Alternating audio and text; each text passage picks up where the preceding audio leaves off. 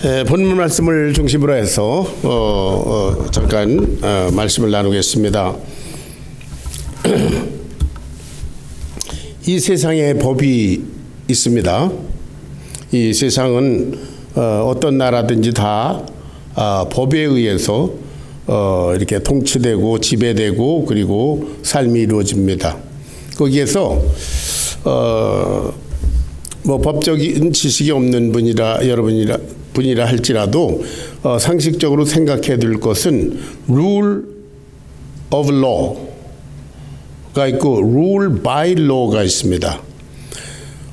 법의 지배, 법이 지배하는 것과 rule by law, 그건 뭐냐 하면 법에 의한 지배입니다. 이게 다릅니다. 법의 지배는 모든 사람이 대통령이건 뭐 홈레스건 모든 사람이 다 나라 전체가 법에 순종해서 법으로 지배되는 그런 상황을 법의 지배라고 합니다. rule by law, 법에 의한 지배는 뭐냐 하면은 지배하기 위해서 법을 사용하는 것을 말합니다. 그러니까 히틀러도 rule by law였었습니다. 스탈린도 자기 국민을 2천만 명 이상 죽였다고 그러지만 그것도 rule by law였었습니다. 법에 의해서 자기가 원하는 대로 법을 만들어서 이 법에 의해서 사람을 죽이고 귀양 보내고 뭐 굴라그에다 집어넣고 그러는 거죠. 심지어 이북도 생지옥 같은 이북도 법에 의한 지배입니다. 거기도 다 법에 의해서 고문하고 법에 의해서 강제 수용소에도 넣고 다 그렇습니다. 우리 하나님의 말씀은 구약은 율법이라고 그러죠. 법입니다.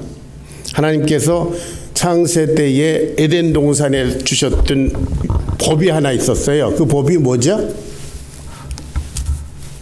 에덴 동산에서 어떤 법을 주셨나요?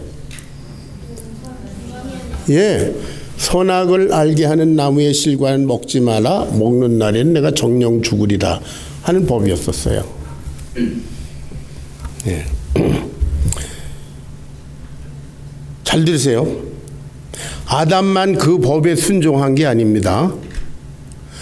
그 법을 주신 하나님도 그 법을 지키셨어요. 그 법의 제한을 받으셨습니다. 하나님이 아담이 선악과를 따먹었는데 야 내가 법을 만들긴 했지만 뭐 that's okay. 내가 널 사랑하니까 그냥 뭐 그대로 살아. 하나님이 그렇게 하셨다면 어떻게 됐겠어요? 하나님도 당신이 세워놓은 법에 의해서 법의 지배를 받으셔서 할 수 없다. 넌 죽어야 된다. 여러분 이해하셨습니까?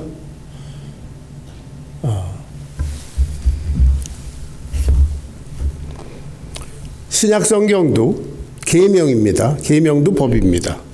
새 계명을 너희에게 주노니 너희가 서로 사랑하라. 내가 너희를 사랑한 것처럼 너희가 서로 사랑하라. 새 계명입니다. 그것도 법이에요. 그 원리에 의해서 원리를 우리 말씀에 적용하면 rule of word가 있고요. rule by word가 있습니다. 말씀의 지배가 있는가 하면 말씀에 의한 지배가 있습니다. 어떻게 다른가? 말씀의 지배는 저나 여러분이나 이분 하나님까지도 이 법에 순종하고 법의 지배를 받습니다.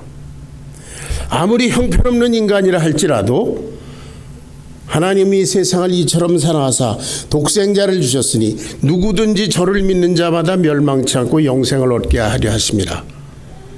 그러면 아무리 형편없는 자라도 그가 진실로 회개하고 예수님을 영접하면 어때요? 영생을 주시는 줄로 믿습니다. 하나님도 그 말씀의 지배를 받으세요. rule of the world. 그런데 rule by the world는 뭐냐 하면은 말씀을 이용하는 것입니다. 정죄하는데 말씀을 이용합니다. 지배하는데 말씀을 이용합니다. 말씀에 이렇게 돼 있으니까 너 그렇게 살아. 예를 들자면 바리새인들이 예수님 앞에 나와서 하는 말이 있었어요. 침례 요한의 제자들은 금식하는데 왜 당신의 제자들은 금식 안 하냐?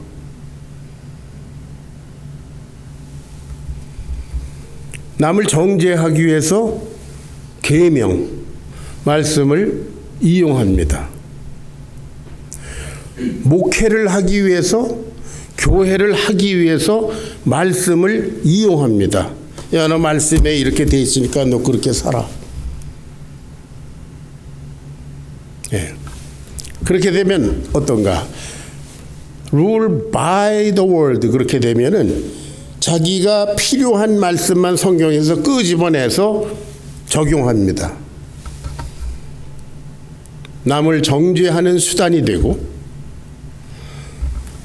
인간적인 목회를 하는 방법이 되고 하나님의 말씀이 이용당합니다.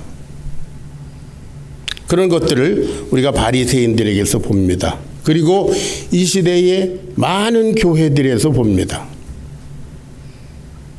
목사를 포함해서 모든 성도들이 다 우리는 말씀의 지배를 받자. 새 계명을 주노니 서로 사랑하라. 그럼 뭐 군소리가 없습니다. 서로 사랑하는 그 말씀의 지배를 받아야죠. 지난 주일에도 말씀을 드렸지만 바로 엊그제네요. 마태복음 22장 37절부터 40절까지 있는 말씀 있잖아요. 위대한 명령. 내 하나님을 목숨을 걸고 내 마음을 뜻과 힘을 다해서 주 너의 하나님을 사랑하라.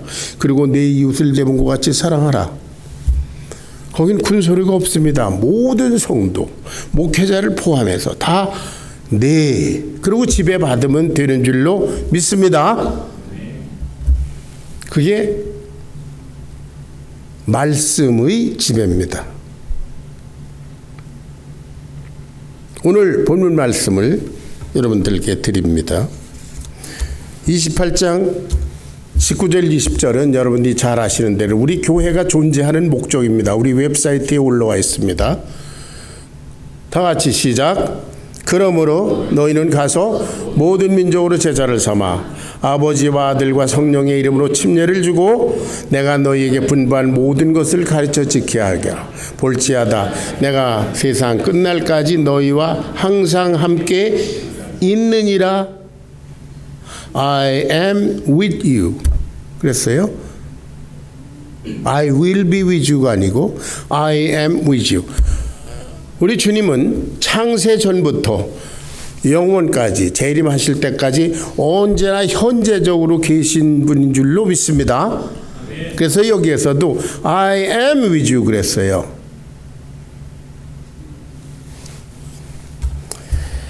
지금도 우리와 함께 계시면서 우리가 말씀의 지배를 받고 사는가? 사람들한테 전도해 오라고. 말씀에 이렇게 됐으니까 가서 전도해 와. 목회나 전도의 목적으로 이 말씀을 사용하는가? 아니면 내가 지배를 받는가? 여러분 잘 생각해서 이게 조금 다릅니다. 말씀을 이용하는 것과 말씀의 지배를 받는 것은 two different thing이에요. 전혀 다른 문제입니다. 자, 그런데 거기에 Go and make disciples. 가서 제자 삼으라. 다 같이 가서 제자 삼으라. 이것이 2019년 우리가 함께 도전하고 순종해야 될 제목입니다. 가서 제자 삼으라.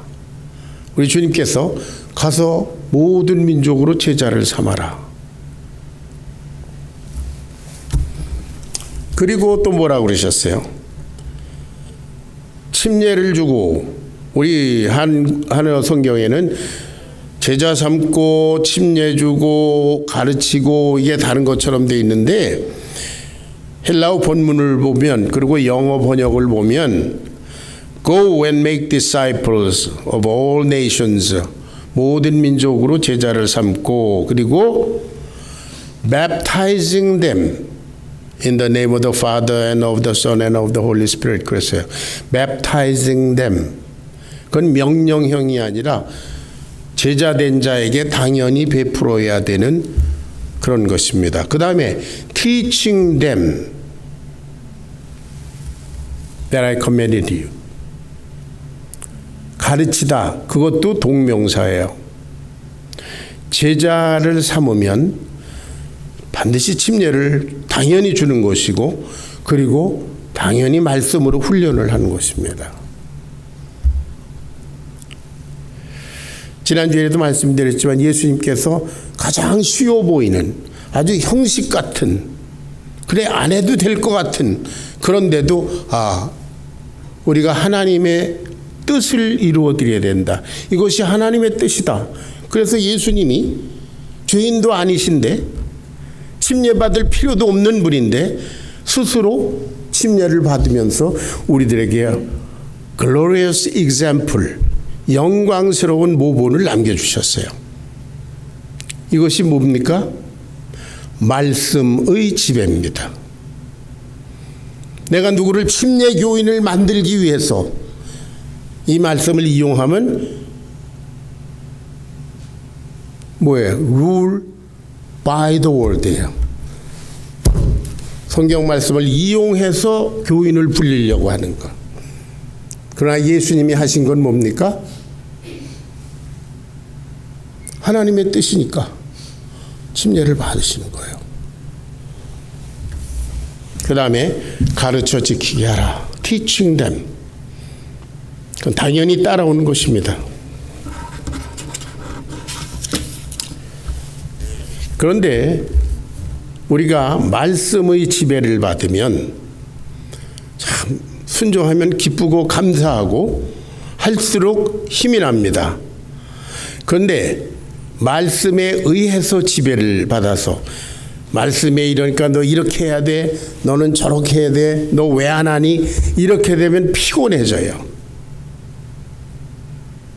그건 영적인 노예 생활입니다. 바리새인들이 마태복음 23장에 보면 사람들에게 무거운 짐을 지어놓고 자기들은 손 하나도 까딱하지 않는다고 그랬어요. 하나님의 말씀을 이용한 자들입니다. 우리 모두가 2019년에 우리 하나님의 말씀의 지배를 받는, 그래서 이 The Great Commission, 위대한 사명을 기쁨과 감사함으로 참여하게 되기를 주의 이름으로 축원합니다.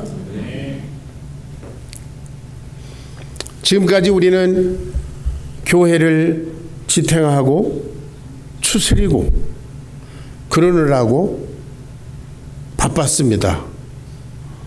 힘들었습니다. 감사하게 힘들었지만, 그래서 우리가 수세적이었는지도 모르겠어요. 그러나 2019년부터는 공격적으로, 공세적으로 위대한 사명을 수행할 수 있게 되기를 바랍니다. 공세적으로 나가자. 그래서 가서 제자 삼으라. 그러기 위해서는 어떻게 되나? 첫째, 내가 먼저 제자답게 훈련되어야 됩니다. 훈련되지 않으면 남을 가서 제자 못 삼아요. 내가 먼저 제자 되기, 그리고 다른 사람을 제자 삼기. 금년 한 해에 우리는 이것을 이루었어. 우리 하나님을 기쁘시게 하고 그 가운데 우리는 기쁨이 충만한 승리의 삶을 이어갈 수 있게 되기를 주의 이름으로 축원합니다. 다 같이 가서 제자 삼으라. 주님께서 주시는 위대한 사명, 위대한 명령입니다. 저와 여러분이 함께 이루어 나가기를 바랍니다. 기도하겠습니다. 아버지 하나님, 귀한 시간 2019년 새해가 밝아왔습니다. 이 한 해를 우리가 함께 걸어갈 각오를 가지고 이 예배에 참여했습니다. 가서 제자 삼으라 하시는 우리 주님의 말씀의 지배를 받는 우리 교회 되기를 간절히 기도합니다. 그래서 내년 이맘때 우리는 1년을 회고하면서 우리 주님께서 주신 놀라운